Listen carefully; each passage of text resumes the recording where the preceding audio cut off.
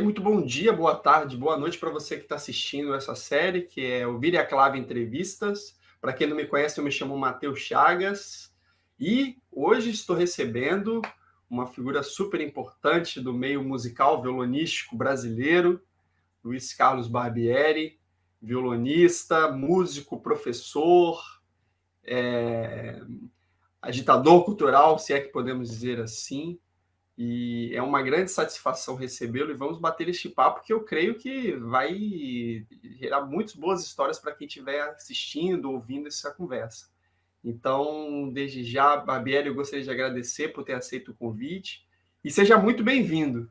Obrigado. Eu que agradeço aí a lembrança, o convite.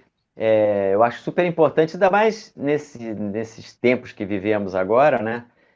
Cada vez mais essas iniciativas, elas vão, eu não tenho a menor dúvida que elas vão modificar. Essa pandemia vai mudar todo mundo em muita coisa. Tem o lado negativo, né? Mas isso é um legado positivo que vai ficar, porque agora a gente tem todo mundo já sabia que nós tínhamos essas ferramentas, né? Mas como foi todo mundo obrigado a lançar a mão delas, ninguém mais, eu acho que vai deixar, por exemplo, você não vai deixar de fazer essas entrevistas e fazer com o canal do Viraclave. Duvido, entendeu? Porque mesmo sem necessidade, você percebe o quanto que isso é importante para todo mundo, né? Público, músico, né? Parabéns, eu achei a iniciativa muito boa. A gente acha que a gente está reinventando a roda, criando não sei o quê, mas na verdade a inspiração vem de vocês, né? Que lá de trás já começavam já tinham, né, essa iniciativa, esse movimento, né? Eu vejo que eu acompanho há muito tempo o seu trabalho e vejo que você atua em várias frentes, né? Quando a gente, essa iniciativa do Vire a Clave e tantas outras iniciativas das lives, elas têm muito essa inspiração, né? Porque a gente enxerga que é importante a gente contar um pouco da história do violão brasileiro, né? Do nosso violão, né? Uma forma da gente conhecer também, né? É muito importante isso. Isso que você falou que de repente é um exemplo que você vê da gente, né, da minha geração, mas a minha geração também acompanhou pessoas assim hiper importantes como Crivellaro lá, lá no Rio Grande do Sul, né, com o Festival de Palestina, né, e Palestrina, né, se eu não me engano, que era um conservatório, e eles tinham um festival fabuloso lá no Sul, que o Crivellaro fazia das tripas coração para poder fazer. O Henrique Pinto, anos que eu acompanhei, até a morte dele, fez o seminário Souza Lima, participei várias vezes, tinha um concurso, que ainda tem o concurso, né, que o Sidney Molina está tocando à frente. Então, tantas pessoas que deram esse exemplo para a gente. Na verdade, isso é uma corrida de bastão que não termina nunca, né? É um passando o bastão para o outro o tempo inteiro, né? E tem uma outra coisa que eu acho importante frisar, que muitas vezes, quando as pessoas falam, que bacana, né? Que você faz isso, ou que fulano faz isso, eu acho, sinceramente, eu encaro de uma outra forma. Eu acho muito bacana fazer isso. Eu tenho um certo jeito para fazer essas coisas. Mas chega um ponto que na verdade, é uma obrigação sua. É muito bonito, todo mundo gosta de ser elogiado, lógico. Mas, assim, chega uma hora que é uma obrigação. Sabe por quê? Depois que você eu tô esse ano, fazem 40 anos que eu dou aula de violão. Faz 40 anos. Eu comecei com 17 anos. Então, eu dou aula há 40 anos. Eu tenho de carreira musical, eu considero 82 como o início. Foi um concurso que eu fiz em Vitória. Então, tem 38 anos que eu estou metido nisso.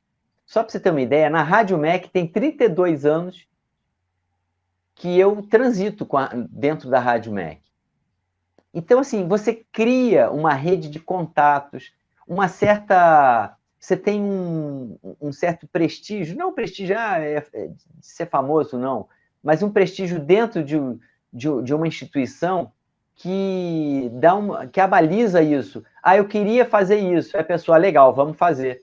Uma coisa que uma pessoa que está começando teria mais dificuldade, ou por uma certa desconfiança da pessoa que vai poder apoiar aquela série, de liberar aquele espaço. a desconfiança de, se é uma pessoa mais jovem, será que ele vai fazer? Será que ele consegue? Ele não conhece. E já uma pessoa com mais idade, com mais tempo na área, ela passa uma credibilidade de, não, legal, né? Por exemplo, eu produzi tanto tempo lá o Violões em Foco. Se eu chego numa rádio comunitária para levar uma ideia de fazer um programa de violão, a possibilidade dele ser aceito é muito grande. Eu já venho com uma bagagem. É muito mais fácil eu conseguir isso do que uma pessoa que está começando conseguir. Não que ela não consiga, entendeu? Mas, assim, a minha rede, o meu network já foi tão desenvolvido que eu acho que acaba sendo aí que entra a obrigação. Você tem a obrigação de estar ali, se você tem jeito, gosta e quer, né? Então, eu acho que não tem só essa questão assim de, você faz porque é tão bacana, você é uma pessoa tão boa. Não, não, você precisa fazer isso.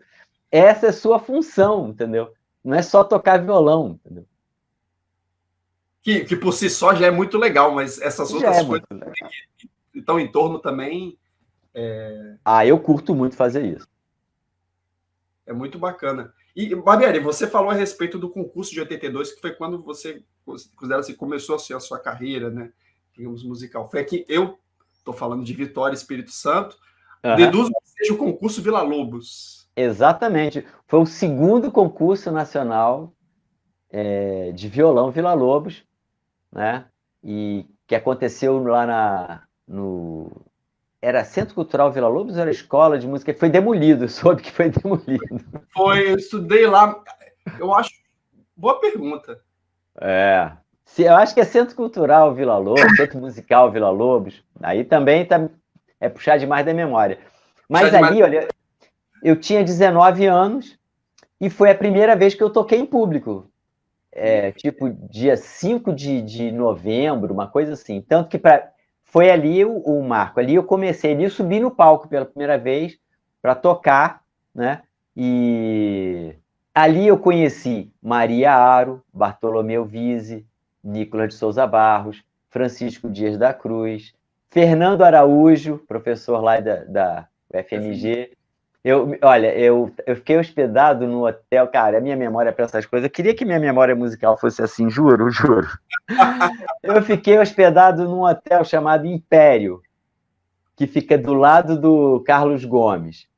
E vinha um ônibus pegar a gente ali na praça para levar para o Centro Cultural, onde ia ter, porque era um concurso de canto, piano e violão.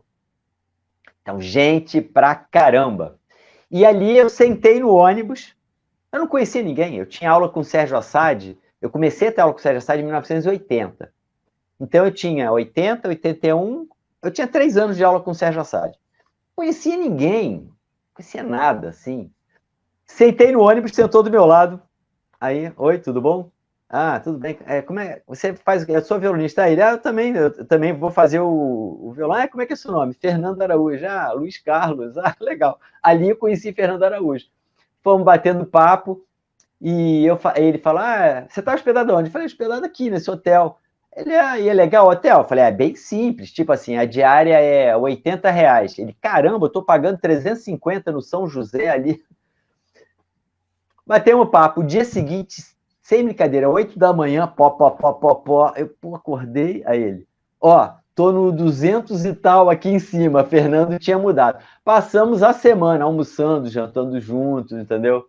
Ficamos super amigos. E ali eu conheci todo mundo, tive minha primeira experiência de palco, e ali começou tudo. Fiz depois o terceiro concurso, ou foi o quarto? Eu acho, por aí, sei lá. Só sei que eu fiz 2 anos depois, em 84, eu fiz de novo o concurso. E foi muito bacana, sabe? Isso é que eu acho legal do concurso. Você vê, nesse primeiro concurso eu fui para a semifinal, foi legal essa experiência de ter tocado os 2 dias. No outro, de 84, eu tirei 4º lugar, que achei super bacana, entendeu? Conheci mais um monte. E desculpa te interromper, um passarinho verde me contou que nesse primeiro concurso aí rolou um fandanguilho no repertório. Sim, exatamente. Só começou já, né? Mostrando para que... Olha, eu toquei Fandanguilho, toquei... Eu lembro mais ou menos, Prelúdio 2 do Vila. O que eu toquei mais, meu Deus? Toquei... Devo ter tocado Dowland, Buxtehude. O repertório que viria a ser o repertório desse primeiro registro fonográfico que vai sair em 91. Em 2021. Em 21 sai...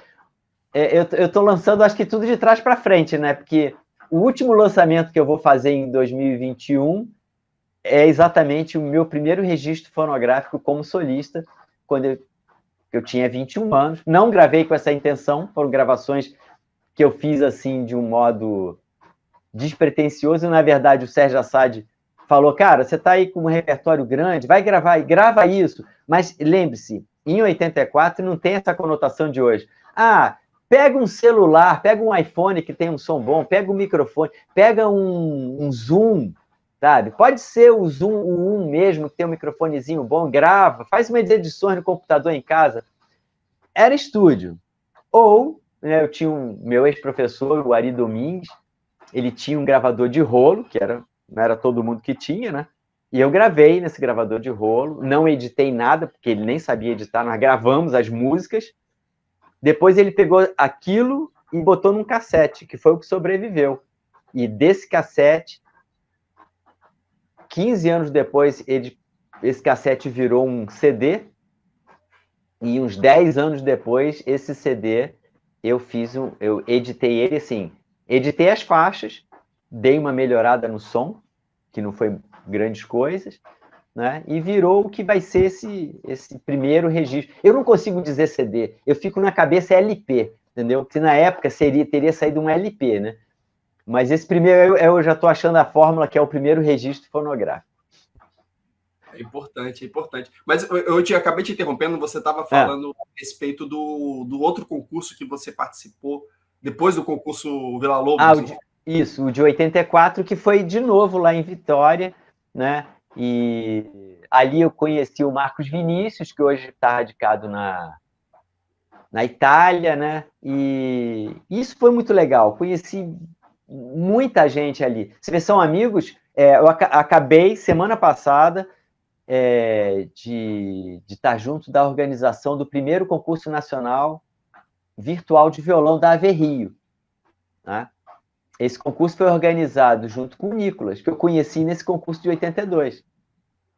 Ao longo a AV Rio, ano que vem, vai fazer 20 anos de atividade, né? Que eu fiz um monte de projetos junto com quem? Com o Nicolas. Quem participou da banca do concurso Fred Schneider e participa várias vezes? Nicolas, Maria Aro, né? São amigos que eu conheci ali. Nessa banca também estava o Fernando Araújo, desse concurso nacional, desse concurso virtual de violão da AV Rio. Então, você vê, são amizades que eu tenho até hoje, né? A gente está falando de 38 anos. E construídas, assim, num ambiente que não é tão, assim, amistoso como um concurso, né? Onde é que você, teoricamente, está competindo com aquela pessoa, né? Pois é, mas você sabe que eu acho que no violão tem uma coisa muito bacana. Minha mulher é cantora. E em muitas edições do concurso, ela apresentava. Então, ficava ela apresentando com... Então, ela tá nos bastidores. Tem os candidatos e tem ela apresentando, e geralmente tem um aluno que está me ajudando sendo um assistente ali, né? Ele que leva o cara para aqui, para lá. E ela sempre comentava, caramba, que bacana essa história que eu fiquei vendo dos violonistas. Que é todo mundo muito amigo. E realmente o violão tem esse diferencial. Muito raramente, você sabe disso, muito raramente tem uma ovelha negra desgarrada que não compactua desse tipo de coisa. De, pô, cara, sei lá, você acha que... tô com um problema aqui, que... Minha camisa, peraí, pega isso aqui. Minha calça tá caindo, usa o meu cinto, entendeu? Não sei o que. Caraca, esqueci meu banquinho, não, usa o meu. Eu vi isso, porque teve um ou 2 anos que ela não pôde apresentar e deu uma zica que eu acabei apresentando. Então eu participava, eu era jurado, ainda participava, e fiquei vendo isso, eu via deles. Você via exatamente quem era a ovelha negra que passava, entendeu? Que ficava no canto. Mas, em geral, era todo mundo muito amigo, muito... Né? O Nicolas Porto, que agradeceu lá, né, ele foi o primeiro colocado desse concurso da Rio, e ele agradeceu, né? O segundo lugar foi o Edu Guterres, e ele falou, pô, legal, cara, eu fico muito feliz de estar dividindo aqui, pô, com o meu irmão de música aqui, o Edu. Isso é bacana, cara. Olha, todo mundo só tem a ganhar com isso. Inclusive o cara que está tentando ganhar, entendeu? Ele só tem a ganhar com isso, né? Exato. Porque é naquelas, né? Quem, digamos assim, convida músico para tocar é músico, na maioria das vezes, muitas das vezes. Sim. Que muitas das vezes articula situações assim relacionadas à nossa atividade profissional. Muitas das vezes é o músico. Músico, muitas das vezes a gente acaba se relacionando numa só começa de concurso, né? Então, até mesmo numa questão até de, como se diz, estratégica, né? Que se é que se pode dizer assim, mas não pega bem, né? Você, tipo, arrumar uma inimizade assim de graça, né? Assim, com certeza. Ou não, ou assim, não é nem você não arranjou um inimigo, mas também não arranjou um amigo. Entendeu? Exato. Isso faz falta. Nessa época também, eu acredito que você também já estava ingressando na graduação também na UFRJ, né? Pode termina.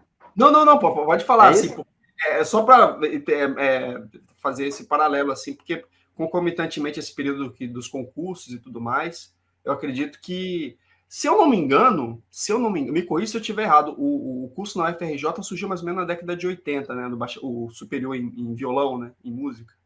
Isso, exatamente em 1980, o Turibo implanta na Unirio e o UFRJ, né, os cursos superiores. Eu entrei em 84 na UFRJ. Então, quer dizer, em 82 eu estava me preparando, estava terminando lá ainda o segundo grau, né, que é hoje o ensino médio, e fiz vestibular, que hoje é o Enem, em 83 e comecei o curso em 84, né? Na minha formação eu comecei a estudar violão clássico, né, violão erudito, com o Sérgio Assad em 80, né? Curioso, essa história eu gosto de contar porque ela é engraçadinha. Eu tinha aula com Ari Domingues, que era um guitarrista, violonista popular. Ele me dava aula de violão, me dava aula de graça, tá? Porque eu não tinha dinheiro para pagar a aula de violão. Ele me viu, ele era amigo do meu irmão, que é mais velho, né? E falou, pô, seu irmão tem maior jeito, né? Tinha que ter aula de violão, cara.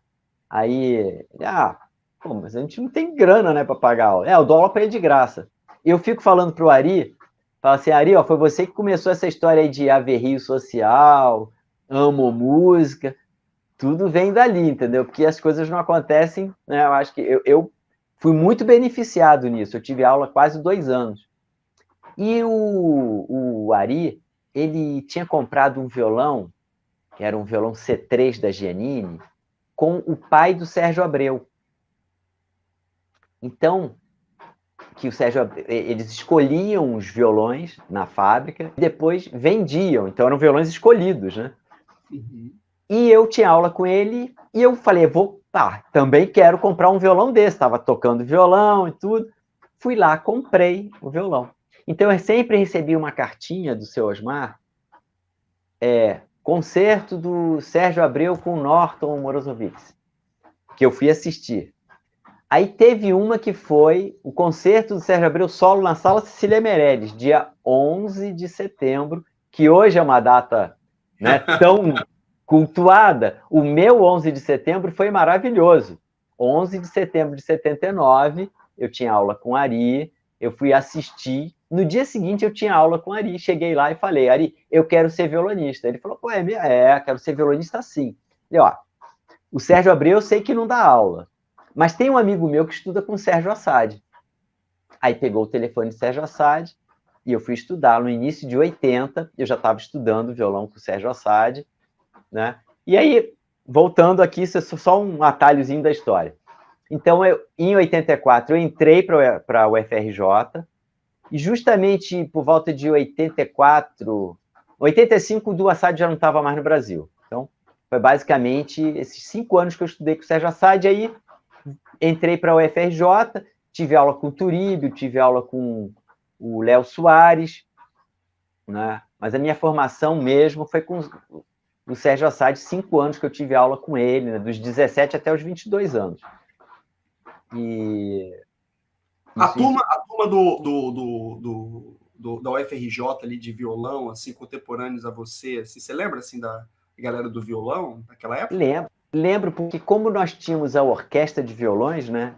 E imediatamente eu entrei para a orquestra de violões que o Turíbio organizava, reunindo as duas universidades. Então, ali, quem estava ali atuando hoje, né? Quer dizer, no caso do Fred, não, porque o Fred faleceu, mas o Fred Schneider, Nicolas Souza Barros, Maria Aro, você tem ali. Deixa eu pegar o pessoal que está. Amara Lúcia Ribeiro, que foi professora da Escola de Música Vila Lobos, Márcia Taborda, que hoje é professora do UFRJ, a Maria do Céu, a Adriana Ballester, que tem o duo Madrid, junto com a Mara Ribeiro. Aí tem o pessoal que acabou não seguindo assim tanto, né? Mas que chegou a ter um trabalho bacana, que era o Marcelo Eck, né, o Paulo Rogério Viana, o Luiz Zamit, que hoje tem uma banda que toca mais música popular, guitarra. Eram 28 violonistas, né? Nossa, bastante. Muita gente juntando as duas. A gente chegou aí para o Rio Grande do Sul tocar. Eu não fui para Ouro Preto, né, para fazer os concertos lá. Tocaram aqui no Teatro Municipal, gravaram um LP, eu não participei, eu entrei depois. Isso que eu ia te perguntar, porque eu tenho essa gravação aqui da orquestra e é muito legal da época de CD, porque você vê o encarte, tem as fotos. Ah, sim, é outra história. E eles tocaram, essa orquestra tocou no Teatro Municipal de São Paulo, aqui o Municipal do Rio. Eu toquei no Teatro São Pedro, em Porto Alegre, né? Então o Turíbio regimentou essa turma toda, uma turma excelente de violonistas, né? Você vê que, ó, os professores da Unirio até o ano passado, quando a Maria Aro se aposentou, era Nicolas e Maria, oriundos dali, né? A professora, a minha orientadora do mestrado foi Márcia Taborda. Você vê que minha colega minha colega de orquestra, a gente gira mais ou menos com a mesma idade. Então, é uma coisa assim, o Bartolomeu, eu não me lembro se o Bartolomeu chegou a ser da orquestra, mas o Bartolomeu é professor da UFRJ. A Graça Lan, que é professora da UFRJ, foi da orquestra. Né? Tinha o Luiz Antônio Pérez, que foi da orquestra, foi o professor de violão do Fred Schneider. Então, é uma turma muito boa. Né? Pois é. E você falou aí um nome que é inevitável não falar da sua história, não falar dessa pessoa, Fred Schneider. Para quem não conhece, está assistindo aqui, porque essa transmissão assim é feita muito para violonistas, para um público já inserido, né, desse meio violonístico, mas também muito para leigos, né, pessoas que estão começando agora na música. Né? E vocês, tá até ali atrás ali o quadro ali, né, do Barbieri. Tá lá. Para quem não conhece, assim, dá uma contextualizada, Barbieri, quem foi Fred Schneider e como foi essa relação entre vocês dois? Então, o Fred Schneider é compositor e violonista baiano, nascido em 1959, faleceu muito jovem, aos 41 anos, vítima de um infarto fulminante. Né? E resumindo, o Fred chegou aqui no Rio de Janeiro em 1981, né? E faleceu em 2001. Então, em 2 décadas, ele colocou o nome dele entre os principais violonistas compositores da época dele. Deixou uma obra importante para violão solo, para duo de violões. Eu e ele tivemos um duo de violões, foi o duo Barbieri Schneider. Durante 14 anos, gravamos 3 CDs no Santuário Ecológico do Caraça. Após, em 2018, eu lancei um CD póstumo do duo, com gravações nossas de concertos na Sala Cília Meirelles, Auditório Guiomar Novaes, e um repertório inédito que não havia sido gravado nos CDs, né? Um repertório voltado para música de Bach e Mozart. Então, esses são concertos ao vivo. Eu fico falando assim, o primeiro, né, que foi na Sala Cília Meirelles, a partita de Bach, o duo tinha 1 ano e 9 meses de existência. Eu costumo dizer que se o Fred me encontrasse, ele ia me matar, entendeu? Porque a gente estava muito no início, mas eu percebi ali uma coisa muito forte, ao vivo, para um duo tão jovem. O duo era tão jovem, nós não éramos tão jovens, né? Porque o Fred tinha 27, eu tinha 24, por mais você falar, mas vocês eram jovens. A gente tinha 1 ano só um ano e meio de duo. Se você for comparar com duos consagrados, duos de irmãos, do Assad tem mais de 50 anos de carreira hoje em dia. Eles começaram a tocar junto com 8, 12 anos de idade. A gente começou muito mais velho, entendeu? E essa questão de... Eu percebi esse entrosamento. Porque a gente, quando começou o duo, a gente ensaiava de segunda a segunda. A gente ensaiava todo dia. A gente interrompeu nossas carreiras solo para fazer o duo, né? Então, contextualizando, né, para saber quem foi Fred Schneider, esse foi o Fred Schneider. Que, assim, se falar, você está falando porque seu amigo, né? Então, você está falando que é um dos principais compositores, né? Tá, em 91, teve o primeiro ciclo de violão de São Paulo, que tinha um concurso de violão. Esse concurso de violão agregou violonistas do Brasil todo, compositores, né? Tinha o concurso de violão e o concurso de composição. O Fred, você podia enviar 2 músicas, né? Então, você está falando dos compositores para violão do Brasil todo, que era um concurso que tinha um prêmio grande, não sei o que lá, papapá. Nós mandamos, né? As 2 músicas do Fred foram aceitas. A minha foi aceita uma música, fomos lá, foram para a final as 2 músicas do Fred, Onde Andará Nicanor, para violão solo, que o Paulo Pedrassoli defendeu, e a Fantasia 521 do Fred Schneider. Foi para a final. A minha música Dois Momentos também foi para a final, para 2 violões. E o Fred tirou o primeiro lugar. Né? E eu... então, assim, foi um concurso que o Henrique Pinto estava presidindo a banca, estava arregimentando ali, né? Eu, assim, até fiquei muito feliz porque eu tirei 2º lugar nesse concurso. Até falei, pô, Fred, a gente fez uma dobradinha, né? Tocamos em duo e tiramos, né, 1º e 2º lugar, né? Então foi bem bacana. Então, assim, não é só uma coisa que eu falo, né? Ele teve uma carreira também em relação a essa questão de ser premiado em concurso, né? Concurso de violão, né? Sim. Então, o Fred sempre foi uma pessoa muito inteligente, começou a se dedicar ao violão praticamente aos 20 anos de idade, né? Veio da Bahia para fazer aqui o vestibular, achando que ele ia vir aqui fazer o vestibular para os recém-criados cursos de violão, né? Então, ele fez vestibular, fez a prova para a Unirio e fez prova para o FRJ. Só que ele, quando chegou aqui, ele descobriu que ele não ia tocar uma bossa nova do João Gilberto e ia fazer a prova. Então, ele foi estudar a parte de teoria musical e percepção com Tim Rescala. Aí foi estudar com Lula Pérez violão. Então, ele passou 2 anos estudando para fazer o vestibular. Ele fez o vestibular de 82, 83. Eu acho que ele entrou junto comigo, só que ele foi para a Unirio e eu fui para o FRJ. A gente se conheceu em 84 na orquestra. Ali que a gente se conheceu. Na orquestra, nós tínhamos um amigo em comum que eu fiz esse amigo lá em 82 no concurso, que era o Francisco Dias da Cruz. E aí o Francisco estava montando um octeto de violões, que era eu, o Roberto Velasco, um nome que eu esqueci da orquestra, tá? Que é hoje um compositor importante, um excelente violonista também, a Márcia Taborda, que era desse octeto,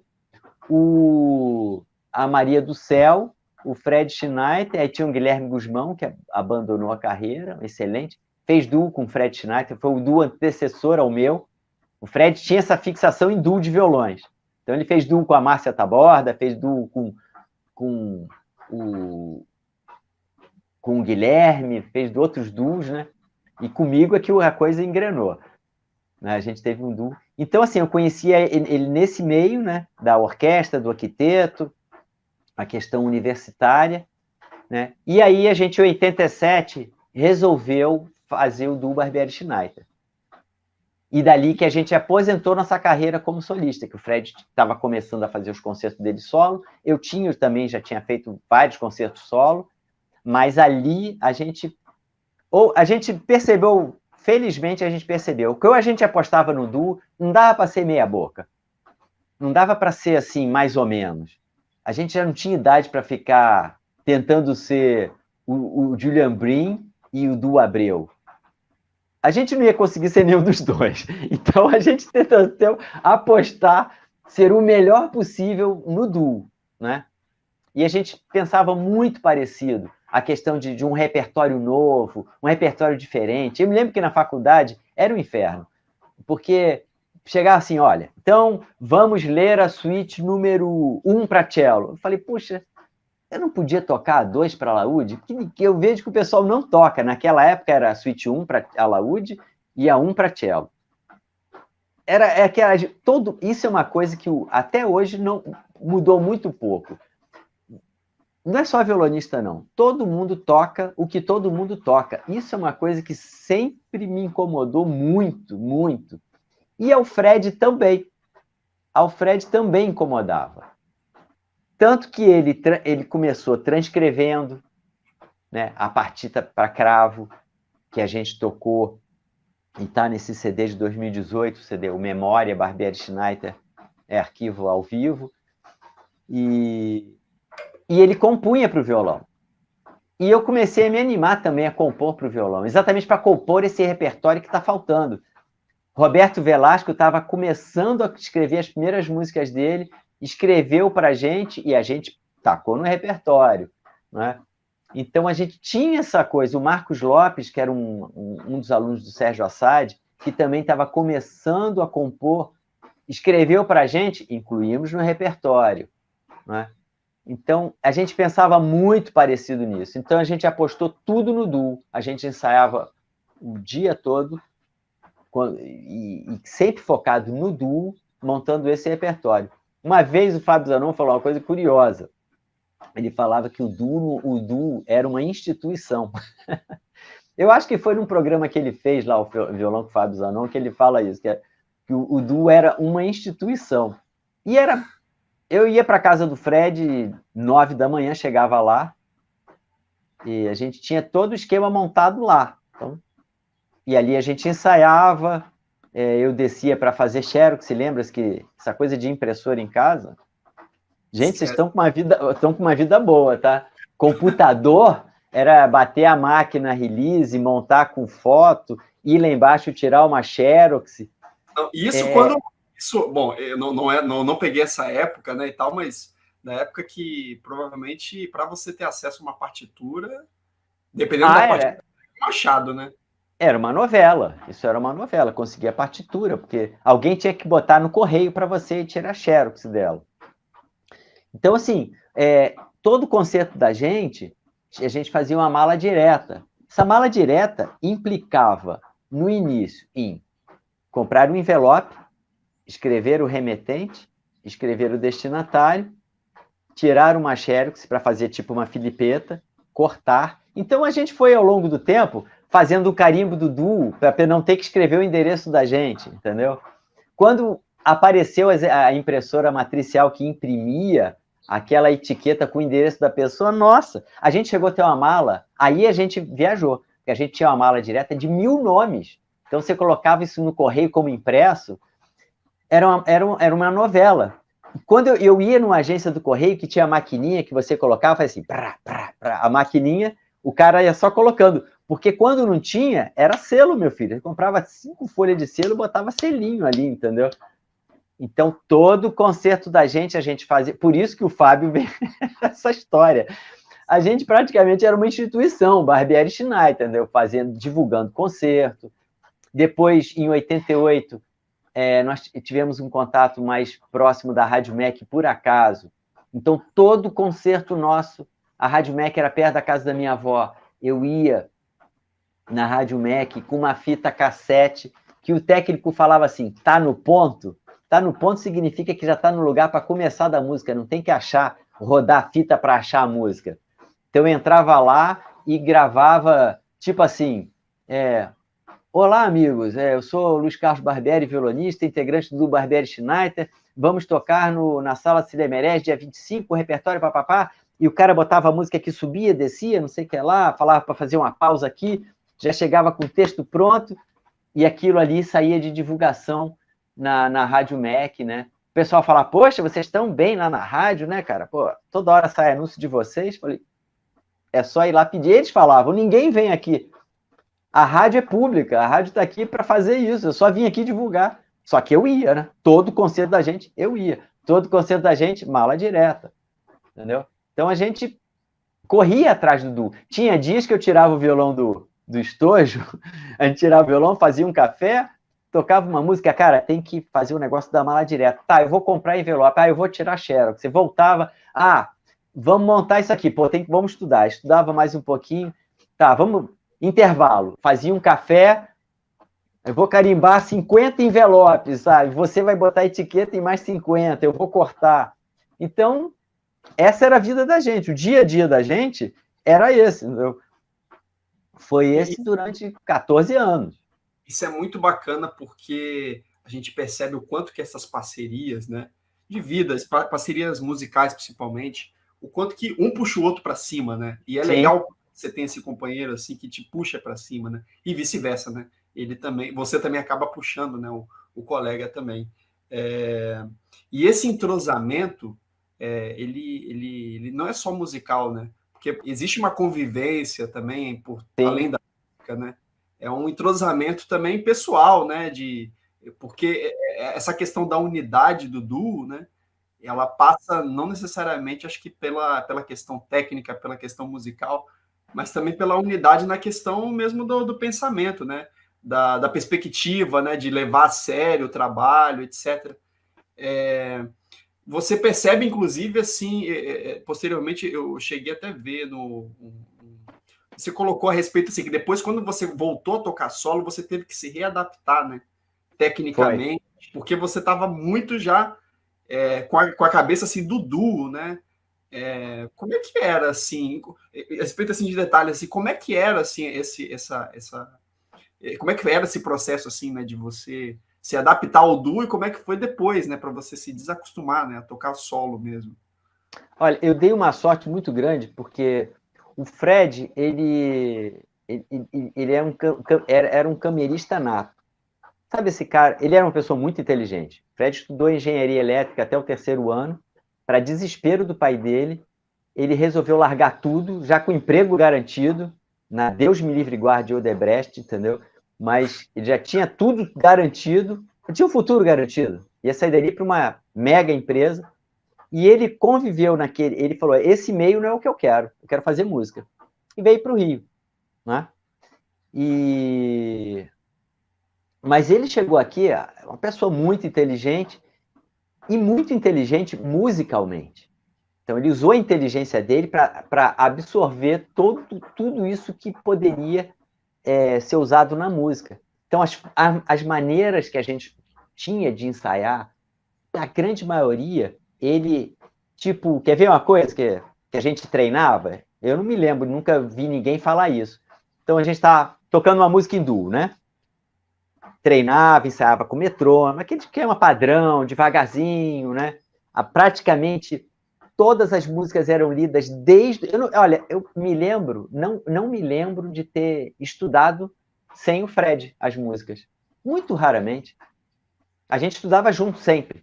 Mesmo aquela música que para mim era fácil, para ele era difícil, eu estudava a minha fática. Eu falava pom, pom, pom, pom, pom, e ele se matando para fazer o troço. Isso te dá um entrosamento. É diferente de eu chegar com o meu pom-pom para encaixar com a maluquice dele. Eu conhecia a maluquice dele desde o início, inclusive as dificuldades, inclusive os lugares que eu sabia que a coisa ia pipocar para o lado dele que eu tinha que segurar, entendeu? Isso é importante. Então, E ao mesmo tempo ele vinha com umas novidades, né? Fazer o seguinte, Barbieri, às vezes a gente se perde, como é que fica? Né? Então eu vou fazer o seguinte, vou começar a tocar a música de um lugar qualquer, você entra. Aí ele começava a tocar e eu entrava.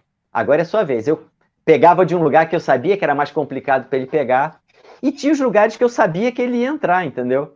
Então a gente falava, olha, só entra quando eu falar. Aí eu esperava passar o lugar que eu sabia que ele ia entrar, e falava, entra. Aí ele tinha que se virar, entendeu?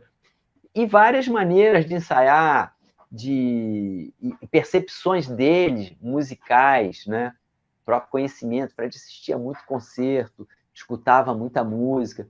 Então, isso foi um crescimento muito grande, né? A gente, toda hora o Fred vinha com uma novela. Esse ano a gente tem que melhorar os primeiros 5 minutos do concerto. A gente gravava tudo que era concerto, né? Escutava depois.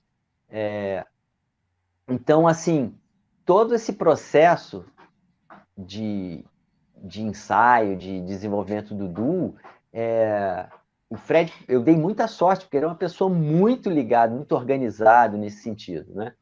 Então, quando ele faleceu, né, curioso até, porque um mês e uma semana depois, eu estava fazendo um concerto em homenagem ao Fred, né?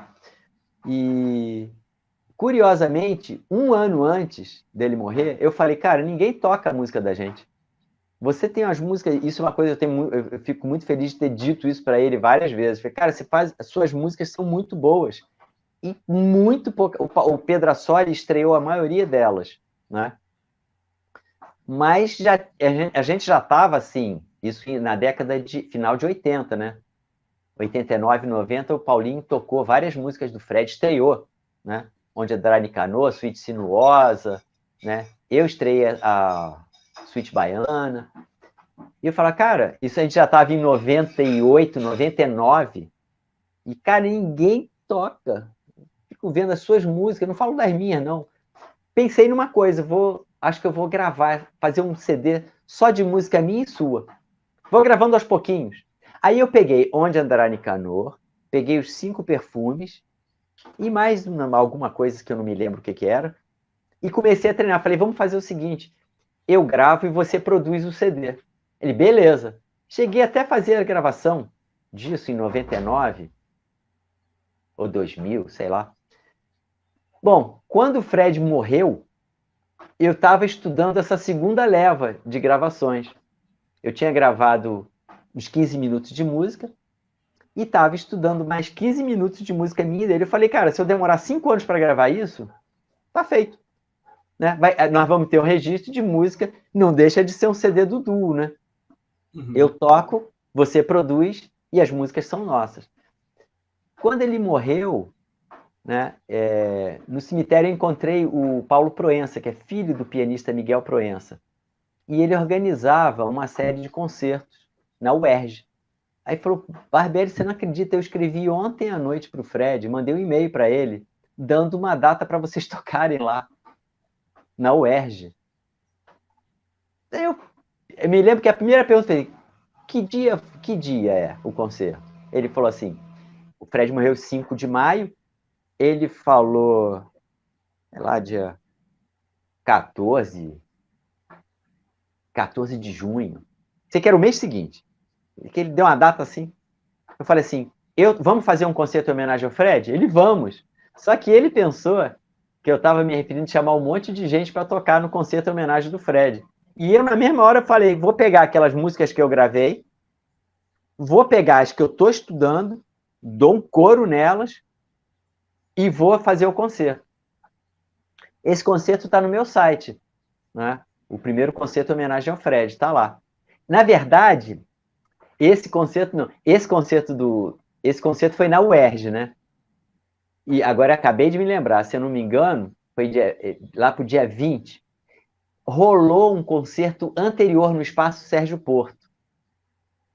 Porque aí o pessoal do Sérgio, da Rio Arte, me chamou, Barbieri, vamos fazer um concerto em homenagem ao Fred. Eu falei, poxa, eu bolei isso nessa data na UERJ. Ele falou, aí me falaram, a gente tem uma data no dia 14 de sei lá, 15 de junho. É uma semana antes. Topa? Topa. Tanto que o da UERJ acabou não sendo o primeiro, né? O da UERJ acabou sendo... O primeiro foi esse que está gravado, que foi no Sérgio Porto, que está no meu site. Está o concerto inteiro. Tem um concerto diferente, porque eu não consigo abrir a boca para falar, acho que uma palavra nesse concerto. E eu sempre falo muito, né?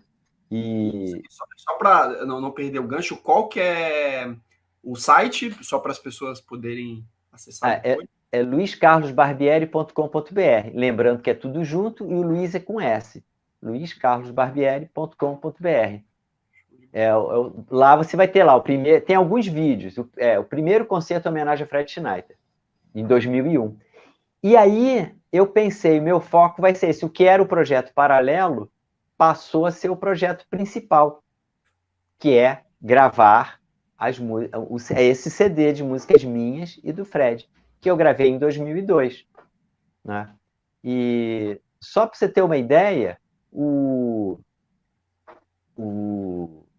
assim, você falou, vocês tocavam juntos e que eu falei, tem um depoimento em que eu digo que eu demorei para me achar, né? Porque o som que eu produzia, ele era produzido para ser tocado em duo. Então, eu não podia ter carga total aqui, eu tinha que controlar aqui, eu tinha que tentar mimetizar meu som, né? Fazer uma espécie de camaleão para juntar com o do Fred em determinada sonoridade, da mesma forma ele comigo em outras. Né? Quer ver uma coisa muito... Você tocou em quarteto há algum tempo? Sim, sim. Pois é. As nossas cadeiras a gente sentava assim, né? Meio que um de lado para o outro. Colocar a cadeira de frente para o palco já gerou para mim uma situação muito estranha. Muito. Eu demorei a me acostumar com isso. De ver o público de um jeito que eu estava 14 anos vendo de outro. Eu via todo mundo de lado. Passei. Só isso já foi um negócio esquisito. Projeção de som, maneira de tocar, interpretar tudo só, decidir tudo sozinho, entendeu? Isso foi bem, bem complicado. Por isso também, além de ter o trabalho de gravar depois, para desenvolver um trabalho melhor, né? De maio de 2001 até a gravação, que foi final de 2002, foi um tempo também para eu me acostumar com essa questão de como que eu toco sozinho. Como é que sou eu tocando sozinho? Né? Temos de pianíssimo, de forte, de doce, de metálico, de sei lá, de tocar, né? Sim, claro, claro. E eu lembro que teve uma vez que eu estava conversando com você, Barbieri, e não sei se você se lembra, eu estava conversando com você na época no Facebook. E eu não sei por que ele estava falando alguma coisa relacionada assim a, a guardar. Eu não lembro muito bem qual foi o contexto assim, da conversa, mas a gente falou a respeito de guardar os programas impressos, uma coisa do tipo assim. Aí eu estava falando alguma coisa do tipo assim, pô, Abel, muitos desses programas assim de concertos que eu tenho e tudo mais, eu digitalizo e jogo fora, não fico guardando tanto papel. E eu lembro que você falou alguma coisa do tipo assim, não, na época, né? Tipo assim, não, eu gosto de guardar, eu tenho guardado aqui muitas coisas, registros, programas de que eu toquei, ou programas que eu já fui, eu gosto de ter de ver o papel. Eu lembro que você falou alguma coisa relacionada de sentir o papel amarelando com o tempo e tudo mais. E eu guardei isso na cabeça. Por que eu estou falando isso? Porque isso é uma coisa que mostra assim, essa relação que você tem com a questão do registro, né? De você registrar, seja em vídeo, seja através dos discos, né? Esses momentos, né? E aí, depois que o tempo vai passando, você consegue revisitar aquele momento através dessas gravações. Hoje em dia, você está meio que revisitando isso, porque a gente está no período no qual você está colocando muito dessa discografia nas plataformas de streaming, né? Spotify, Deezer e tudo mais. Como é que está sendo esse processo assim hoje em dia para você, né? De estar colocando essas músicas na plataforma de streaming e tudo mais, essas gravações, e como é que você enxerga também essa relação, né, com a gravação, com esses registros e tal? Então, em relação a essa questão do material impresso, eu guardei tudo, desde aquele programinha de 82, cada concerto que nós fizemos, que era uma folha batida à máquina e tirado xerox, eu guardei tudo. A gente guardava tudo. Depois, com o Duo, também passei a guardar tudo. Isso virou um móvel gigante na casa da minha avó, com centenas de programas, de tudo que você pode imaginar, e que em 2016 eu e um ex-aluno meu, o Alisson Freire, sentamos e eu falei, eu tenho um sonho antigo, cara, que é colocar isso tudo em pasta catálogo, né? E botar os programas. Aí eu, muito inocentemente, comprei 2 caixas de arquivo, né? E começamos a pegar esse material. Então separamos todos os programas por ano, todos os jornais por ano, todas as revistas, né? E, e começamos a organizar isso. O resultado disso são 8 caixas de arquivo. Não é aquela caixa de papelão fininha, não. É uma caixa de plástico desse tamanho. São 8 caixas. 2 caixas são dedicadas à música do Fred. Está toda arquivada em pastinhas, né? A música, e dentro de um envelope, cada música está dentro de um envelope com o original, o manuscrito, a peça editada, se foi editada. Então, do Fred tem 2 caixas, minha tem uma caixa de composições, tem agora está indo para a terceira caixa de jornal e revista, e são 2 caixas dos programas. Lembrando que você deu a sorte de estar numa fase em que você pode pegar e digitalizar na sua casa, né? Eu quando começou, não tinha nem chance disso, nem existia uma coisa dessa, de digitalizar algo, sei lá, uma empresa teria, entendeu? Escanear, você escaneia aqui. Você me falar agora, mas dá para você escanear, sei lá, qualquer coisa? Eu escaneio agora, você recebe dentro de... É o tempo de eu apertar o botão. Então, para eu escanear isso tudo hoje em dia, eu acho que eu não faria, não, cara. Eu botei isso tudo dentro. Tá tudo organizado para alguém um dia fazer se quiser, entendeu? Mas tá tudo lá dentro da caixinha, bonitinho, né? Eu acho legal isso, de você pegar isso, de ter o papel em mãos, entendeu? O jornal, né? Até para você olhar a notícia. Que você, quando escaneia a sua matéria, você não vê que do outro lado tem, assim, Collor diz que vai mudar a vida do brasileiro em 5 anos. Maravilhoso ler isso, entendeu? Sim, Do sim. mesmo jeito que a turma vai pegar daqui a pouquinho, quem tiver numa matéria e atrás der a sorte de, na parte de trás ou na parte de baixo, ter o Bolsonaro falando absolutamente qualquer coisa, não importa, vida pessoal, política ou ideologia de vida, qualquer coisa que ele fale que esteja abaixo da sua matéria, vai ser uma delícia ler daqui a 10 anos, entendeu? O Woody Allen, ele tem uma frase que ele diz que comédia é drama mais tempo, né? Então acho que isso meio que se aplica também um pouco essa. No caso do que a gente está se referindo aqui agora, vai ser uma comédia trágica, né? Mas tudo bem. É. Mas o... Então, é assim, eu tenho essa relação com o papel, com o registro, né? Muito grande. E, assim, o registro da musical, por que todo esse material estava encravado lá, encruado? Como eu te falei agora, para próximo CD que está saindo, é o Sinal dos Tempos, gravado em 2006. Tem 3 choros do garoto, 3 músicas do Fred, tem uma música minha dedicada ao Fred, né, que eu fiz logo depois que ele morreu. Tem a Passacaglia do Edino Krieger e 3 músicas do Marco Pereira.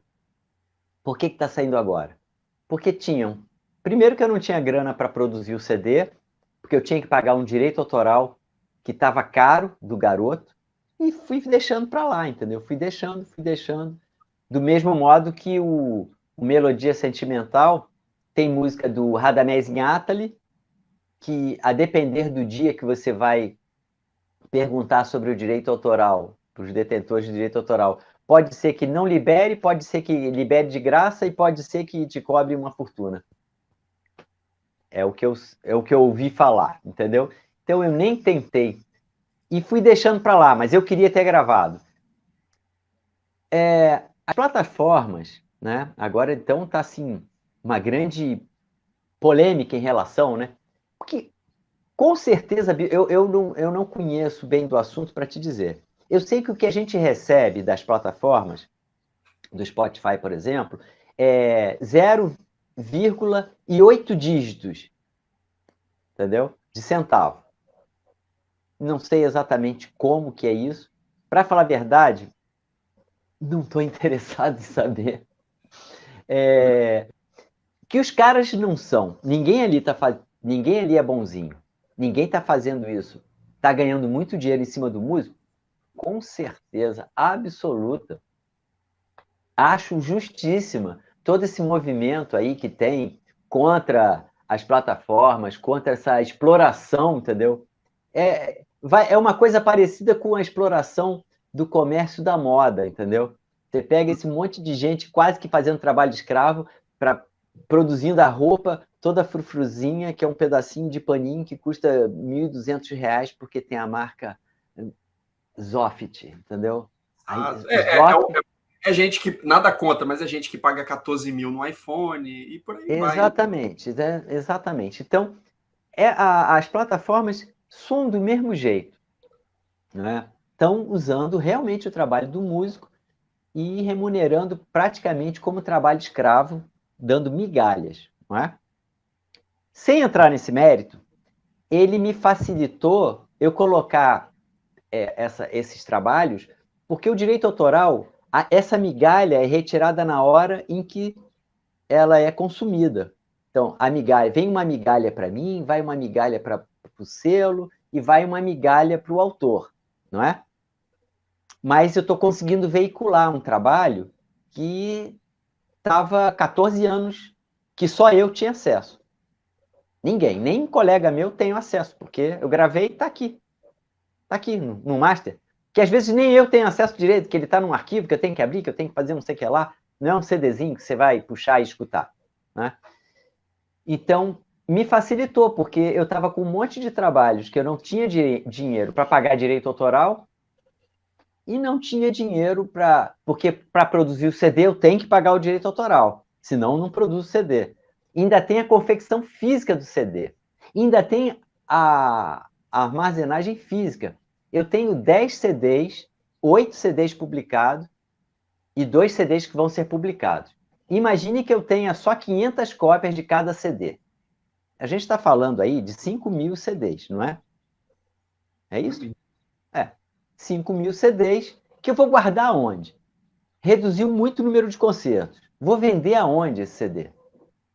Eu tenho alguns CDs do Duo para venda, tenho uma boa quantidade do meu solo, né? E do Oiti, que é um CD que eu gravei com minha esposa, que é cantora, e a Maria Carolina Cavalcante, flautista, somente com obras do Sérgio Roberto de Oliveira.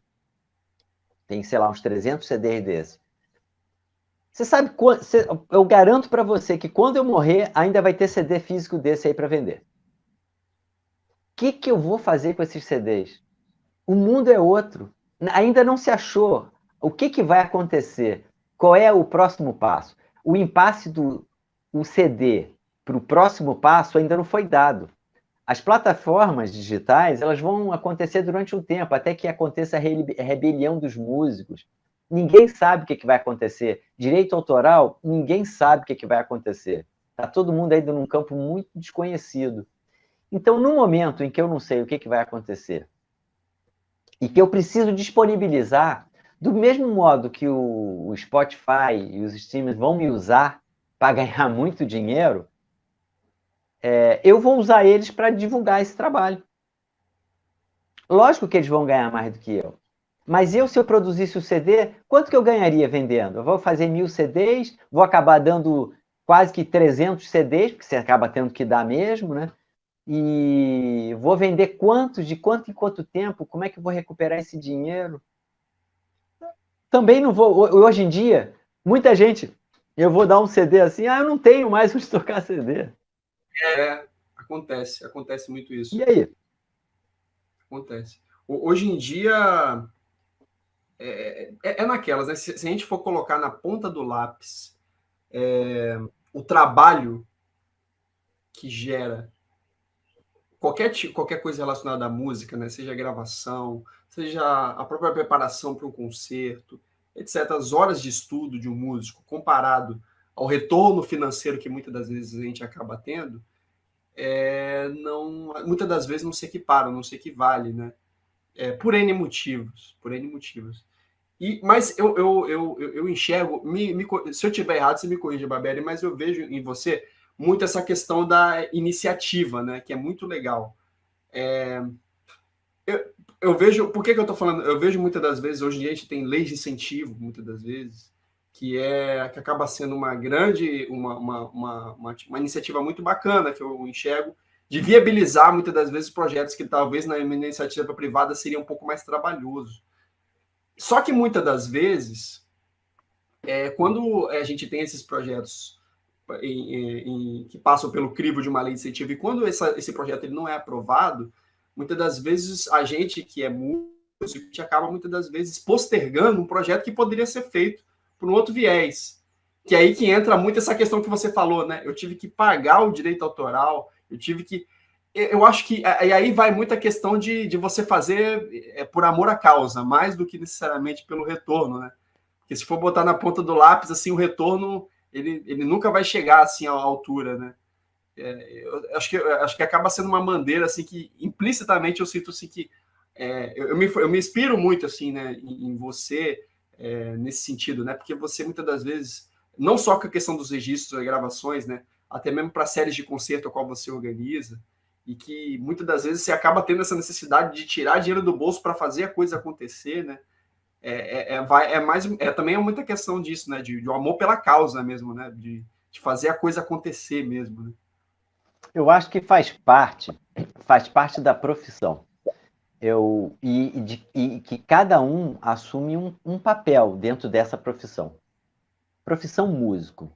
Você tem gente que tem uma habilidade para docência, para dar aula. Tem uma facilidade. O Henrique Pinco dedicou a vida dele para dar aula. Não que ele não pudesse tocar, mas ele acabou dedicando muito mais. Ele se achou ali, né? Tem pessoas que se dedicam para o concerto. São concertistas, eles vão atuar como concertistas somente. Tem outros que promovem eventos. Então você vai se achando. Eu acho que isso faz parte da profissão, entendeu? Eu acho bacana. No meu caso, a gente estava até conversando antes, no meu caso, eu não me vejo sem estar atuando como professor de criança, mais até do que de estar dentro de uma universidade. Não que eu não tivesse tentado, que eu não gostaria, não é isso. Não é aquela coisa do o cara que não conseguiu, aí diz que gosta mais da outra coisa, né, que conseguiu. Mas eu acabei me encontrando nessas escolas. Dou aula no Colégio Cruzeiro, aqui no Rio, e dou aula na Escola Alemã Corcovado. A matéria que eu dou aula é violão, as atividades opcionais. Trabalho com crianças entre 6 e 12, 13 anos. Me encontrei nisso. Aconteceu meio que no tropeço, meio sem querer, mas me encontrei, não me vejo sem fazer isso. Os projetos sociais, né? Temos em Bento Ribeiro o Averrio Social, que é um projeto que está vinculado à Associação de Violão aqui do Rio, já desde 2009. Né? Atualmente, nesse núcleo, a gente tem 7 professores de violão, né? Um monte de alunos, 50 alunos começando a ter aula todo ano. Né? Espelhei esse projeto no Amo Música, lá em Bananal, que é São Paulo, perto do Rio de Janeiro. Mas é São Paulo já. Então, nesses 2 locais, criei a série de concertos, né? O Café Concerto, que você tocou lá com o quarteto, e o Som da Bocaina, lá em Bananal também. Porque é importante que a criança tenha aula e tudo, mas que também veja o resultado final, né? Tenha lá a série, se acostume com isso, né? Tudo isso sem nenhuma lei de incentivo, sem nenhum patrocínio, tudo com apoios. Do mesmo modo, acontece a Mostra e Concurso Nacional de Violão Fred Schneider, desde 2004. Não tem patrocínios, somente com apoios. Eu sou contra patrocínio? De jeito nenhum. Não tenho o menor orgulho de dizer para você que faço isso sem patrocínio. Faço do jeito que eu consigo. Eu tenho muita felicidade de dizer, não tenho patrocínio, mas faço do mesmo jeito. Isso eu fico muito feliz, que eu não dependo do patrocínio, assim, esse ano não vai ter porque não teve patrocínio. As leis de incentivo são fundamentais. As pessoas metem o malho na Lei Rouanet sem nem saber o que é a Lei Rouanet. É uma lei muito importante, né? Só lembrando, aproveitando aqui o ensejo, a Lei Rouanet não tira dinheiro, o governo não tira dinheiro do bolso, ele deixa de receber 5% do imposto devido. Aquele imposto que a empresa iria pagar para o governo, ela só pode deixar de pagar 5% para aplicar num projeto. Ou seja, qualquer projeto da Lei Rouanet, ele tem que passar por um crivo, um pente fino, muito fino, para passar. Aí ela pode pedir dinheiro, ela vai ter que arranjar uma empresa. Quer dizer, esse artista, esse festival vai ter que arranjar uma empresa que pague isso. E essa empresa vai ser descontada nesse dinheirinho. Ou seja, é muito difícil. Agora, se usam mal a Lei Rouanet, entendeu? Se vai patrocinar lá o livro de memórias da Cláudia Leite, cara, aí vai de acordo com uma outra coisa, vai a questão moral, entendeu? É que nem falar qual é a religião melhor. Todas as religiões são ótimas, maravilhosas. Se você, logicamente, não estou falando aquela que manda o cara lapidar a pessoa porque foi adúltera, vai ser lapidado. Não. Mas essa própria lei fala lá em cima, né? O primeiro mandamento, não matarás, né? Todas elas pregam a mesma coisa. Se aquela religião ela te faz uma pessoa melhor e você respeita os outros, essa religião é perfeita. E todas as religiões falam disso. Da mesma modo é como a gente age, né? Como que você age perante em vez de ficar tentando arranjar brechas da lei para usar e usar mal a lei. Né? Esse é o problema, é usar mal a lei.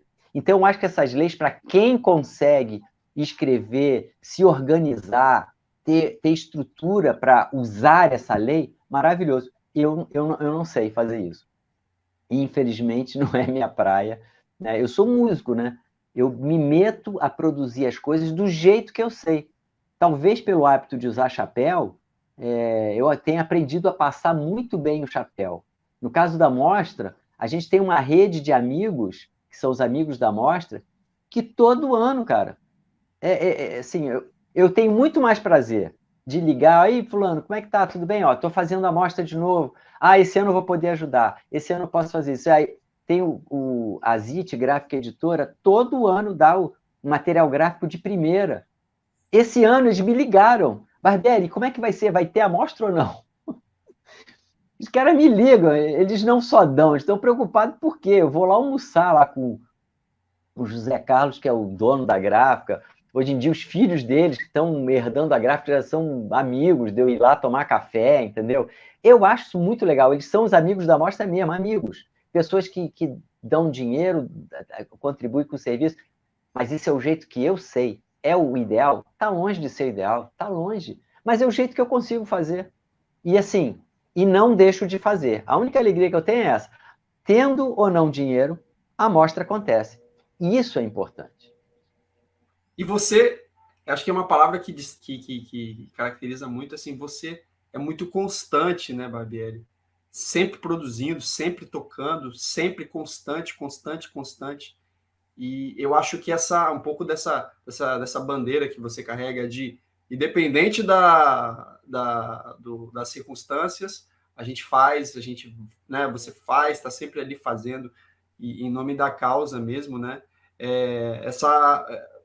A impressão, eu ouvi relatos de que, tipo assim, já existe assim na sua cabeça e no seu cronograma já programação assim para mais uma, duas, três, quatro, cinco mostras de violão Flat Night, porque percebe-se que você é muito organizado, né, assim, né, nesse sentido. Às vezes eu fico sem graça, que às vezes eu comento com alguém assim, legal, poxa, ano que vem eu podia, se você quiser eu posso tocar na mostra, você tem uma, aí, bom, tudo bem, vou marcar para daqui a 2 anos, 3 anos. Às vezes, pessoas que eu nem tenho muita intimidade, que ficam achando que eu estou empurrando. Mas o que eu vou fazendo? Eu tenho um arquivozinho que é planos futuros e tenho as mostras. Então, por exemplo, eu não posso ficar trazendo... Todo ano vem uma pessoa de fora do Brasil. Um argentino, um uruguaio, alguém da América Latina. Por quê? Porque eu tenho amigos que usam milhas, ex-alunos meus, que têm uma situação melhor, viajam muito e têm milhas disponíveis. Então, o que eu faço? Eles tiram as passagens. Então, eu sempre penso que eu tenho uma pessoa de fora do Brasil, uma pessoa de dentro do Brasil que vem um pouquinho mais de longe. Então, essa é minha cota. Então, eu marquei para esse ano fulano da Argentina. Aí, daqui a pouco, eu faço contato com uma pessoa da Colômbia. Eu marco para outro ano. Aí, eu encontro um amigo mexicano. Quando que ele vai tocar? Daqui a 3 anos. E eu vou lá e anoto. Aí, daqui a pouquinho, eu encontro com o fulano. Ah, vocês podiam vir. Pronto, já foi a passagem brasileira. E aí eu vou falando. Aí eu sei que o Nicolas vai lançar um livro de não sei o que lá. Já agendo para aquela. Aí tem o outro que não sei... Então, quando as pessoas chegam para mim, eu tenho uma amostra fechada, uma amostra que não cabe mais ninguém, ou tem... E aí vou fechando, vou organizando isso. Eu acho isso importante, entendeu? Até para não dar trabalho, entendeu? Até para não dar trabalho, né? Porque a coisa já dá trabalho. Então, é uma maneira que eu tenho de planejar melhor, né? Essa questão da Isso é logística. legal. Exato. Com certeza. Ô, Barbera, você falou a respeito desse arquivo Planos Futuros. Fiquei Sim. curioso agora. Como é que é esses planos futuros? Essa planilha, esse arquivo que você tem, ele se restringe só à amostra de violão Fat Night ou para sua... Só... Ah, esse é o da amostra. Os meus planos futuros, eu tenho o meu na minha agenda. Isso eu tenho. O que eu vou, o próximo CD, o plano do outro, o próximo repertório, isso eu tenho. O Fred, quer ver? Eu ficava assim, às vezes, poxa, Fred, a gente podia gravar esse negócio. Aí eu me lembro uma vez que ele falou assim, Barberi, vamos gravar primeiro o segundo CD, depois a gente pensa no quinto, tá? Uma emoção de cada vez, né? Então, assim, eu anoto, por exemplo, quer ver um exemplo? A amostra, em 2002, seriam 20 anos do primeiro concurso Fred Schneider. Então, certamente vai ter uma coisinha. Só que no 2002, o concurso, ele não vai acontecer, porque o primeiro concurso aconteceu em 2002. Mas se eu continuasse, eu não ia fazer todo ano. Ia fazer bienal, porque haja saúde. E se eu fizesse no ano par, nunca ia bater data redonda do Fred, que o Fred nasceu em ano ímpar. Então, eu joguei em 2005, eu joguei o concurso para que ele acontecesse sempre no ano ímpar, né? Mas, por exemplo, os 20 anos da mostra é em 2024. Tem uma edição que já está planejada, diferente, entendeu? Então, ano passado foi o Ricardo Takuchan, que fez 80 anos. Em 2015 foi o Luiz Carlos Tcheco, compositor contemporâneo baiano, né? Super amigo do Fred, que fez 70 anos. Então tem essas coisas que eu vou pegando assim, o ano que tem uma data redonda. O ano passado também foram 60 anos do Fred. Então isso vai estar sendo planejado lá na frente. Esse ano, que infelizmente a mostra foi cancelada, ela estava planejada para ser em homenagem aos 50 anos do compositor Sérgio Roberto de Oliveira, que faleceu em 2017.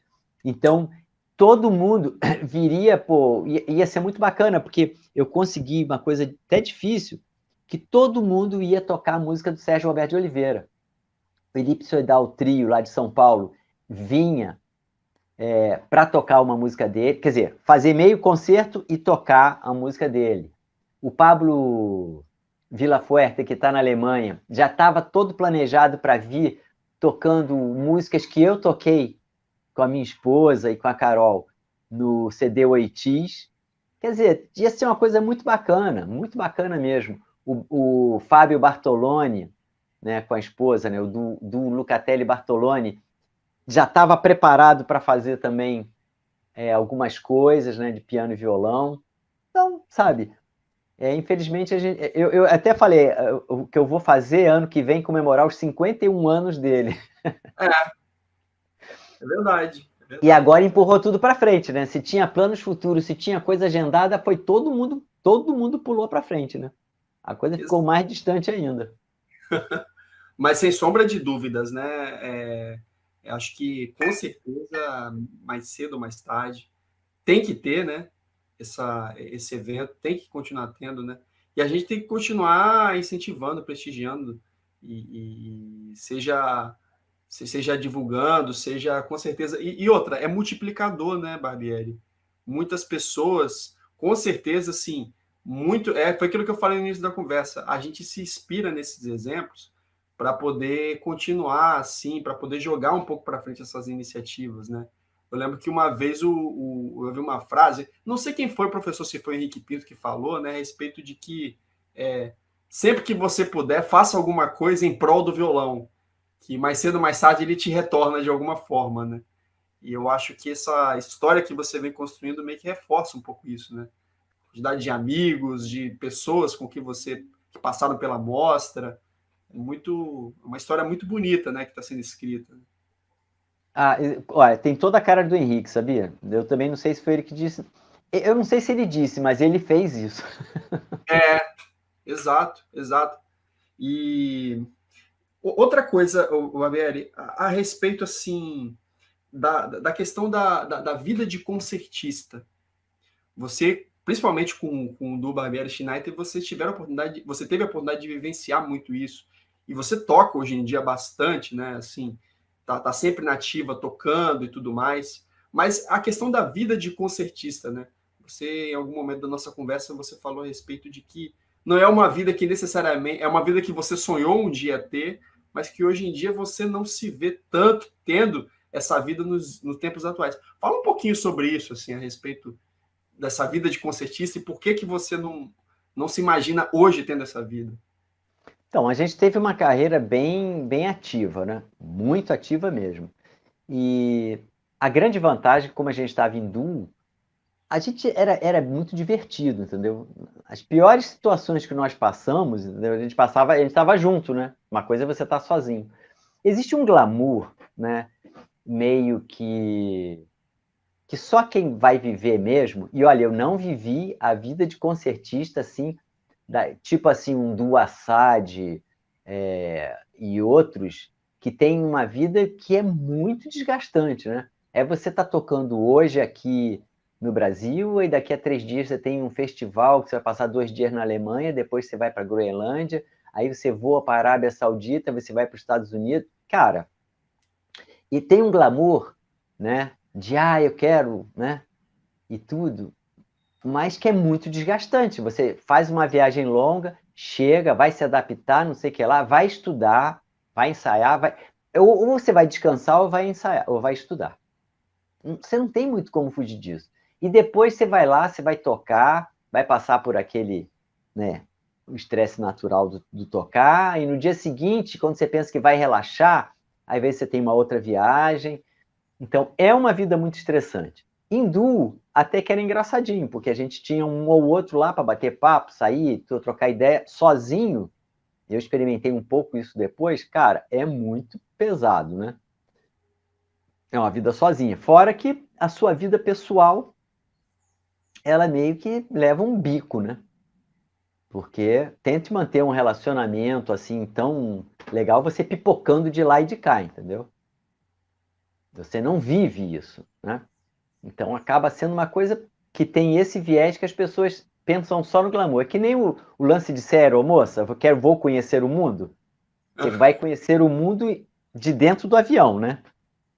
Porque máximo é 2 horinhas lá, né, dando uma voltinha na cidade, porque é um glamour que não tem. Então, assim, o outro lado que eu fui conhecendo meio que naturalmente foi o fato de usar, né, os meus conhecimentos e meus contatos para, de repente, fazer amostra, para fazer um projeto social que atenda um monte não é para formar violonista, mas você pode formar um público. Você não forma só violonista. Sabe? De 500 alunos lá do projeto Averri Social, um menino ganhou musicales. Eu não sei se ele foi violonista, que ele já saiu do projeto. Eu não sei se ele foi, se ele vai ser. Mas dali saiu algum violonista? Não. Mas nós temos hoje, lá no próprio Café Concerto, muita gente que frequenta os cursos, frequenta os concertos. E frequenta outros concertos, isso é natural. E consome, compra um CD, porque tem um dinheirinho para comprar o CD deles. Então, você está trabalhando numa outra área, fomentando público, né? Porque não existe concertista sem público. Então, tem outros lados, né? Que é organizar séries, esse trabalho social. Uma coisa que foi bacana também, durante quase 10 anos eu tive o programa Violões em Foco, ou seja, foram quase 400 programas que eu produzi, várias séries.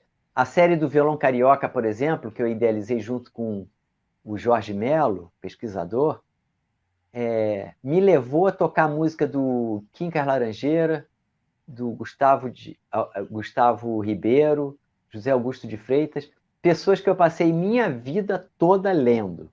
Pegue uma dissertação de mestrado, você vai encontrar o nome desses caras. E aí fala assim, quantas músicas dele você conhece? Nenhuma. Tá, aonde tem uma gravação? Não tem. Ah, tem uma de LP, tem uma de não sei o que lá. Cadê a partitura? Eu mesmo, a partitura que eu peguei, a partitura toda destroçada, toda manuscrito, e tinha coisa escrita errada, assim, nitidamente estava escrito errado. Tinha uma valsa que estava, em vez de estar 1, 2, 3, ela estava 2, 3, 1, 2, 1, 2, 3. Tá errado aquilo. Eu só botei o compasso no lugar certo, a linha do compasso estava no lugar errado. Então eu reescrevi as músicas, né? Tá no acervo do violão, acervo digital do violão brasileiro. Me animei de gravar, nunca teria feito isso. Se não fosse o programa da MEC, que eu aprendi para. E você quer saber onde é que está o meu doutorado? Está na Rádio MEC, está no Violões em Foco. Ter gravado quase 400 programas, né, de entrevista. E aí, o do projeto Violão Carioca, que a gente fazia um programa por mês, falando sobre as origens do violão carioca, né? Aí eu fiz o Origens do Violão paulistano, né? Do violão em São Paulo, com o Gilson. Então foi um por mês. Depois eu com o Marcos Souza fiz a Origem do Violão no Rio Grande do Sul. Um programa por mês. E finalizei, era para finalizar com o Fernando Araújo em Minas. Mas ele estava fazendo mestrado, aí deixamos para depois. Eu fiz o violão no Nordeste, porque não dava para fazer o violão na Bahia, ia ser uma maluquice. Até porque também eu não tinha como ficar um ano fazendo isso. Então eu passei um ano fazendo violão no Nordeste. Pegava uma pessoa na Bahia, pegava uma pessoa no Sergipe, uma pessoa em Pernambuco, e falava sobre o violão, as origens do violão daquele estado, naquele programa. E quando eu ia fazer o do Fernando, aí a EBC acabou com o meu programa. Então, assim... Bom que fica registrado, né? Assim, fica registrado, mas não existe um podcast, né? Não existe? Não, infelizmente. Eu tenho uma boa parte dos programas, a MEC também tem, lá, porque eles são muito organizados. Hoje em dia, essa questão da memória é muito preservada, né? E nem sempre foi assim, né? Então, mas isso, você vai atuando em várias áreas. No quê? No violão. Se você tem um programa, como o Fábio Zanon teve lá o programa dele, que serviu de registro e estudo para tantos violonistas, né? Eu procurei fazer um programa diferente, que não teria sentido eu fazer se já tinha o programa Violão com Fábio Zanon, com o Viés, ou a Arte do Violão, né? São duas séries distintas. Se eu vou fazer um programa igual ao do Fábio, o Violão com Barbieri, e nem combina, porque violão com Fábio Zanon combina, mas violão com Barbieri não rola, nem rima, né? Eu pensei de fazer um programa que abordasse um outro lado, pegar um CD e falar sobre ele, entrevistar uma pessoa, fazer essas séries, o violão brasileiro, né? O violão, as origens do violão. Então, isso deixa um legado para que você tenha os violonistas um conhecimento maior e o público em geral um conhecimento maior sobre o violão, né? Que o violão esteja mais em moda, né? Mais em evidência, para que se assista mais concerto, para que se consuma mais CDs, para que a gente tenha realimentando essa história. Essa história tem que estar realimentada, né? Do mesmo modo que você estava falando assim, que eu estava sempre fazendo, né? Colocando em evidência, né? Sempre fazendo esses trabalhos para colocar o violão em evidência, né? Essa continuidade, né? Era importante. Olha só, a gente tem uma continuidade desde que nasceu, que é se alimentar. A gente só está de pé porque a gente tomou uma madeira, depois comeu papinha, depois passou a comer, e todo dia a gente almoça e janta. Eu espero que todo mundo deveria almoçar e jantar. Ou pelo menos almoçar, ou tomar um baita café da manhã hoje, e amanhã você almoça e janta. Bom, o que isso tem a ver? Se você faz uma série em que ela é o café da manhã hoje, e você passa uma semana sem comer e vai tomar outro café da manhã, você vai ficar meio fraco, entendeu? Então você tem que ter uma alimentação regular.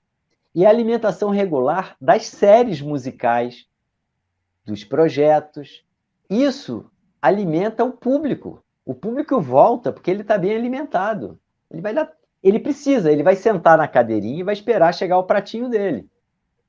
Se você alimenta esse público só de vez em quando, ou quando dá para fazer um prato fabuloso, que é isso assim, um projeto é um prato, né, diferenciado. Vamos comer hoje uma comida diferenciada, porque nós temos dinheiro, então esse projeto de lei permite que você coma um prato super fino, né?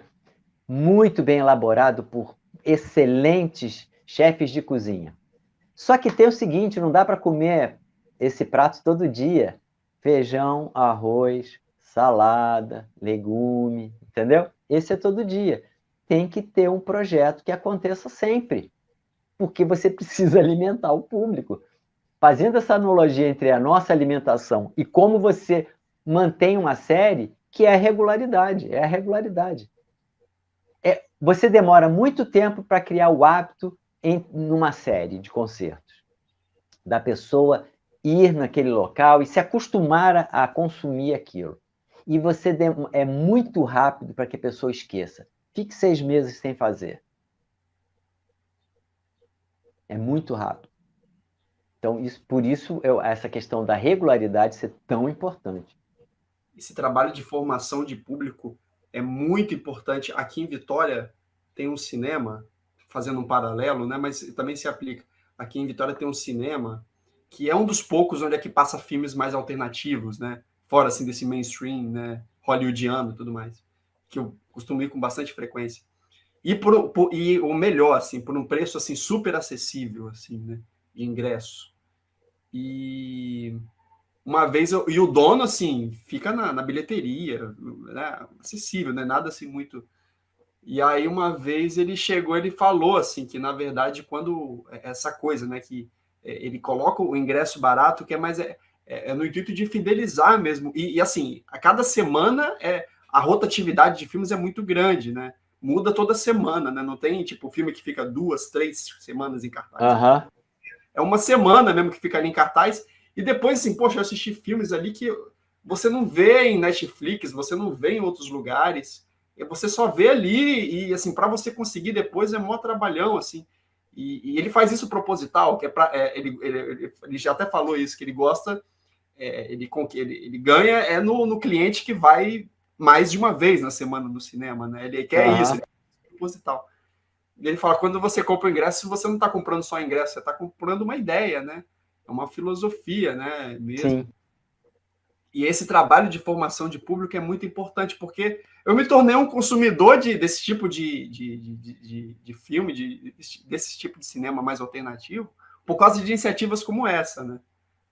Pessoas estão ali sempre ali e tudo mais. Agora, na pandemia, infelizmente, não pôde continuar, né? Mas Aham. o cinema reabriu agora, mas não cheguei aí. Mas essa constância, né, de formação de público é muito importante mesmo, isso que você falou. Isso acontece. Por que você acha que o pessoal consome essa música que a gente chama de música comercial, né? Por que eles consomem? Porque eles ligam a televisão, aparece lá. Ele tá vendo a novela, aí um personagem vira pro outro, você vai lá no show do não sei quem, não sei aonde? Ah, aquele show é muito bom. É. Aí o cara abre um jornal, tá lá. Ele vai pegar o ônibus passa, tá o troço atrás do ônibus. Aí ele passa no ônibus, ele consegue pegar um ônibus, aí tá lá o outdoor com um troço lá escrito. Ele vai ligar o celular dele e aparece lá, vai no show do não sei quem. Queira ou não, ele fica esperando para pular o anúncio, mas já passou o troço na frente dele. Aí um dia pergunto para ele assim: você já foi no show do fulano? Cara, eu não fui não, mas dizem que é muito bom. Ele nem viu. E ele acabou de ser a propaganda, né? Exato. Tem um pouco daquela coisa de você também querer se inteirar do que todo mundo está comentando, né? De todo mundo tá falando, mas É. um pouco dessa necessidade também. Eu me lembro de Sesc TV. Quantas e quantas vezes eu assisti concertos no Sesc TV, na época que eu tava, nem tocava ainda, moleque, e de assistir concertos, assim, Turíbio tocar. Eu lembro uma série chamada Violões do Brasil, se eu não me engano. Sei qual é. Saiu um livro Eu, e tudo. eu assisti no Sesc TV e nem, poxa, vi ali a nata do violão brasileiro, o meu processo, assim, de conversão, assim, para o mundo violonístico começou ali, né? Assistindo o Sesc TV, né, na televisão, assim, então é por Falando aí em, que a coisa acontece. falando em Sesc TV, a série Movimento Violão tá toda em Full HD, né? Toda digital, né? Agora, a série. Nossa, a série tem, sei lá, 18 anos. A série tá todinha lá nos programas. Eu fiz um concerto em 2018 que tá lá também, que é mais relativo a esse o último CD, né? O Tocata Carioca. Tem Que uma bacana. parte dele que foi lá no concerto gravado ao vivo, mas tem. Todo mundo tá lá, né? E agora com uma qualidade de imagem e som muito, muito melhor, né? Vale a pena lá conferir. Lá acho que na internet também acha, né? No canal do Sesc. Acha? Acha, sim, acha. Pô, que bacana, Barbieri. Barbieri, olha, estamos nos aproximando aqui do final. Eu queria mais uma vez agradecer. Eu acho que a gente falou, conversamos assim, muitos assuntos pertinentes. Eu acho que quem assistir essa conversa vai ser com certeza muito agraciado por diversos assuntos relevantes que a gente conversou aqui. Então, mais uma vez, muito obrigado por ter aceito o convite, por ter participado. E deixo você com as palavras, com as considerações finais aí, para mandar um recado, de repente, para quem quiser ter, ou melhor, é importante, né, deixar o seu contato também para caso quem tiver interesse de contactá-lo e tudo mais. Aham. Você é uma pessoa super acessível, então, por favor, fica à vontade. Ah, Matheus, olha, eu só tenho a agradecer pelo convite. Eu acho a iniciativa fabulosa, é fundamental, faz parte de tudo isso que, na verdade, o Viriaclave, ele representa tudo isso que a gente falou tanto aqui hoje, né, das iniciativas. Eu espero que ela tenha continuidade, né, que isso é muito importante, né, você está divulgando o trabalho dos artistas de uma forma diferente que seria de uma matéria, de uma outra, uma matéria ilustrada por música, que acaba